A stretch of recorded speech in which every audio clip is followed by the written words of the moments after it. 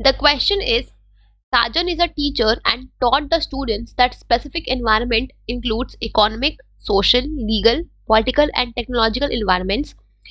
One of the students objected and said that general environment includes these factors. Who is correct? तो यहाँ पे question में given है कि टीचर ने बोला, स्टूडेंट्स को पढ़ाया कि स्पेसिफिक एनवायरनमेंट में आपके जितने भी सोशल, इकोनॉमिक, लीगल, पॉलिटिकल और टेक्नोलॉजिकल फैक्टर्स होते हैं वो सब आपके सोशल स्पेसिफिक एनवायरनमेंट में आते हैं। एक बच्चे ने बोला कि सर आप जो बोल रहे हो वो गलत है, ये आपके जनरल एनवायरनमेंट के फैक्टर्स है। अब हमें ये बताना है कि दोनों में से कौन सही है, टीचर सही है या स्टूडेंट सही है। अगर हम बात करें फैक्टर्स की तो बिजनेस एनवायरनमेंट के दो फोर्सेस होती है, एक होता है आपका स्पेसिफिक फोर्स और एक होता है आपका general force, right. Specific force में आपकी वो फोर्सेस आती हैं जो किसी भी बिजनेस को इंडिविजुअली अफेक्ट करती है, ठीक है। किसी भी बिजनेस को, किसी भी इंडिविजुअल फर्म को वो स्पेसिफिकली अफेक्ट करती है, राइट। जैसे फॉर एग्जांपल अगर किसी कंपनी के एम्प्लॉयज हैं तो अगर वो एम्प्लॉयज प्रॉपर्ली काम नहीं करते हैं, अगर वो स्ट्राइक पे जाते हैं तो इसका जो इम्पैक्ट है वो सिर्फ उस पर्टिकुलर बिजनेस पे ही आएगा, उसके आस पड़ोस में जो बिजनेस है उनके पे नहीं आएगा, फिर इकोनॉमी में कोई और बिजनेस पे नहीं आएगा, राइट। तो स्पेसिफिक फोर्सेज होती है वो डायरेक्टली किसी इंडिविजुअल बिजनेस को अफेक्ट करती है, उस पर्टिकुलर बिजनेस को ही अफेक्ट करती है। इसमें आपके आते हैं इन्वेस्टर्स,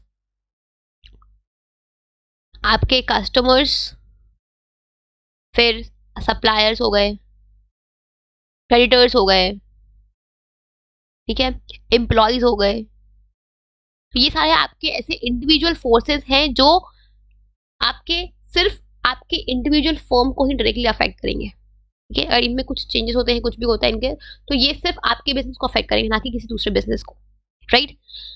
अगर हम बात करें जनरल फोर्सेस की तो जनरल फोर्सेस आपकी वो फोर्सेस होती हैं जो इन जनरल इकोनॉमी में जितने भी बिजनेस फर्म्स हैं उन सबको अफेक्ट करेंगी इनडायरेक्टली, डायरेक्टली नहीं करेंगी, इनडायरेक्टली करेंगी। अगर इकोनॉमी में कुछ भी चेंजेस होती हैं, इकोनॉमी में कोई भी फैक्टर में, सोशल फैक्टर में चेंज होता है, फिर आपके इकोनॉमिक फैक्टर में कुछ भी चेंजेस होती है, तो इसका जो इम्पैक्ट है, अगर इकोनॉमी में से इन्फ्लेशन बढ़ जाता है, महंगाई बढ़ जाती है, तो इसका जो इम्पैक्ट है वो इकोनॉमी में जितने भी बिजनेस फर्म्स हैं उन सब पे पड़ेगा। तो आपके जनरल फैक्टर्स में, जनरल फोर्सेस में वो सारे फैक्टर्स आते हैं जो इन जनरल सारे बिजनेस को अफेक्ट करते हैं और वो इनडायरेक्टली अफेक्ट करते हैं। और उनमें आपके सोशल फैक्टर्स हो सकते हैं, it can be economical factors, it can be political factors, it can be legal factors, it can be technological factors, right, जो आपके बिजनेस को इनडायरेक्टली इम्पैक्ट करते हैं। तो आपके जो इकोनॉमिक फैक्टर्स होते हैं,